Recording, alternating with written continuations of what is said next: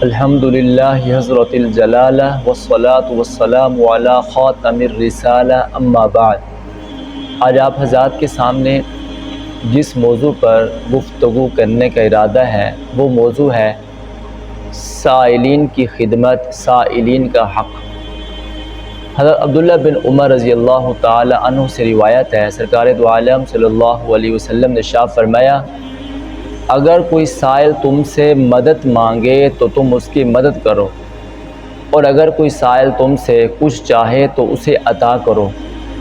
اور اگر کوئی سائل تم سے اللہ کی پناہ مانگے تو اسے پناہ دو۔ حضرت حسین بن علی رضی اللہ تعالی عنہ سے روایت ہے، آپ صلی اللہ علیہ وسلم نے ارشاد فرمایا،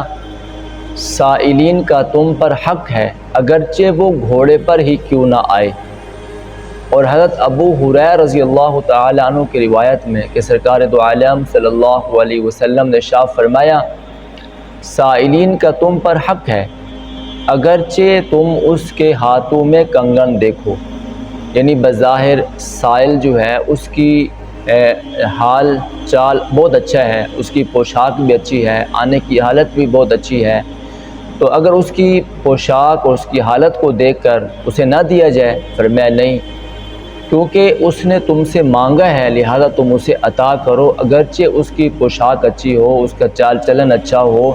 اور اس کی ظاہری حالت بھی اچھی ہو۔ آپ صلی اللہ علیہ وسلم نے ارشاد فرمایا، حضرت فاطمہ الزہرا رضی اللہ تعالی عنہا سے فرمایا، میری بیٹی اپنے آپ کو جہنم کی آگ سے بچاؤ، اور اپنی پھوپھی حضرت صفیہ بنت عبد المطلب سے فرمایا، اپنے آپ کو جہنم کی آگ سے بچاؤ، اور اپنی بیوی حضرت عائشہ صدیقہ رضی اللہ تعالی عنہ سے فرمایا، اپنے آپ کو جہنم کی آگ سے بچاؤ، اگرچہ جلے ہوئے کھر کے بدلے ہی کیوں نہ ہو۔ آپ صلی اللہ علیہ وسلم کے اس فرمان کا مطلب یہ ہے کہ بسا اوقات سائل گھر آتا ہے، مانگتا ہے، گھر میں کوئی اچھی چیز نہیں ہوتی، کوئی زیادہ چیز نہیں ہوتی،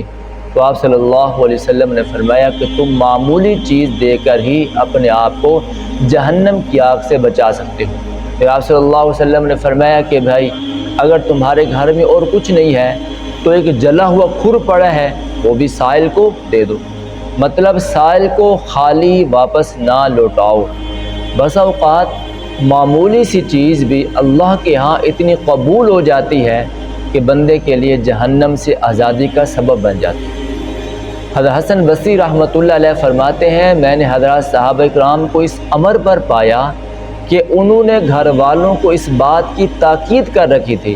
کہ تم کسی سائل کو گھر سے خالی نہ لوٹاؤ۔ آپ صلی اللہ علیہ وسلم کے صحابہ کرام نے اپنے گھر والوں کو اس بات کی تاکید کر رکھی تھی کہ وہ کسی سائل کو خالی واپس نہ لوٹائیں، کیونکہ عورتیں اس بات میں غفلت کرتی ہیں، سائلین آتا ہے تو توجہ نہیں دیتی، اس لیے حضرات صحابہ کرام اپنے گھر والوں کو اس بات کی تاکید کیا کرتے تھے کہ وہ سائلین کو اپنے گھروں سے خالی واپس نہ لوٹائیں۔ اور حضرت حسین بن علی رضی اللہ تعالیٰ عنہ کے سامنے جب کوئی سائل آتا تو آپ اسے خوش آمدید کہتے اور یہ کہتے کہ یہ ہمارے لیے آخرت میں ذخیرہ اکٹھا کر رہا ہے، یعنی ہم جو کچھ اسے دیں گے اس کا بدلہ اللہ تعالی ہمیں قیامت کے دن عطا فرمائیں گے۔ اور جناب رسول کریم صلی اللہ علیہ وسلم کا اسوہ حسنہ کہ آپ نے کبھی کسی سائل کو خالی نہیں لوٹایا۔ ایک مرتبہ بحرین سے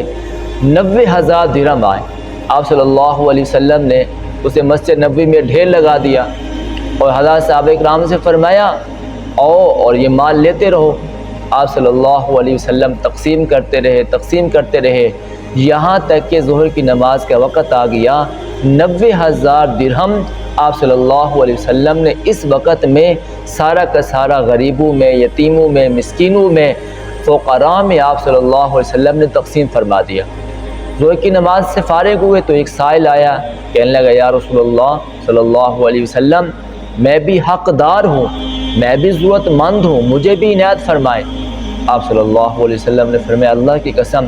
میں نے تو اپنے لیے 1 درہم بھی نہیں بچا کر رکھا۔ ہاں تم ایسے کرو، فلاں دکاندار کے پاس چلے جاؤ، اپنی ضرورت کی چیز اس سے لے لو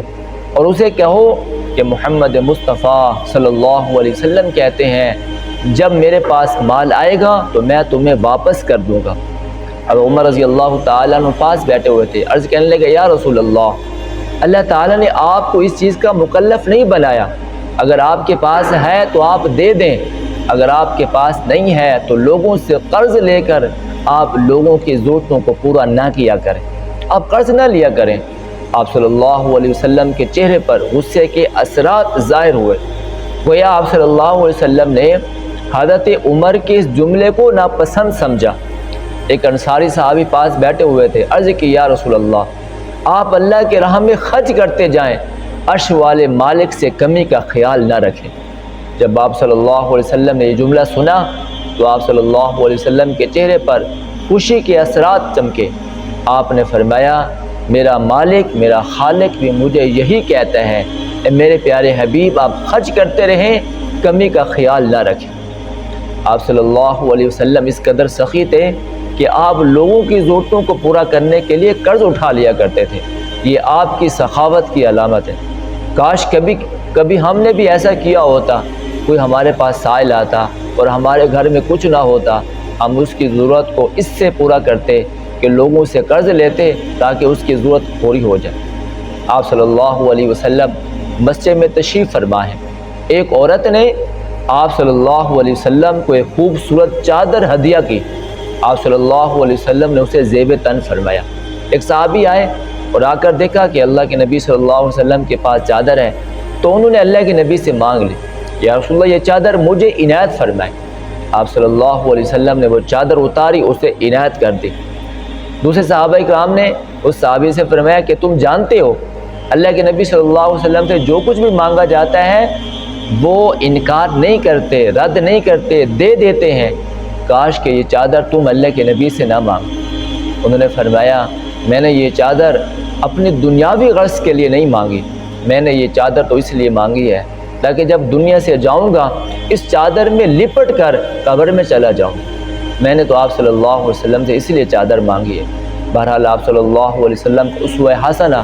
آپ صلی اللہ علیہ وسلم کا پیارا طریقہ یہی تھا کہ آپ سائلین کو واپس نہیں لوٹایا کرتے تھے۔ آج بھی ہمارے پاس سائل آتے ہیں تو ہمیں چاہیے کہ ہم آپ صلی اللہ علیہ وسلم کے طریقے پر اسوہ حسنہ پر عمل کرتے ہوئے سائلین کو واپس نہ لوٹائیں، اور اگر ہمارے پاس کچھ نہیں ہے تب بھی آپ صلی اللہ علیہ وسلم کا طریقہ موجود ہے۔ آپ صلی اللہ علیہ وسلم نے فرمایا اسے دعائیں دو، اتنی دعائیں دو کہ تمہیں اس بات کا احساس ہو کہ میں نے اس کی ضرورت کو پورا کر دیا ہے اور میں نے اس کو اپنی دعاؤں سے نوازا ہے اور وہ میری دعاؤں سے خوش ہوگی۔ دعا کریں اللہ تعالیٰ سے، اللہ تعالیٰ ہم سب کو سمجھنے کی اور عمل کی توفیق عطا فرمائے۔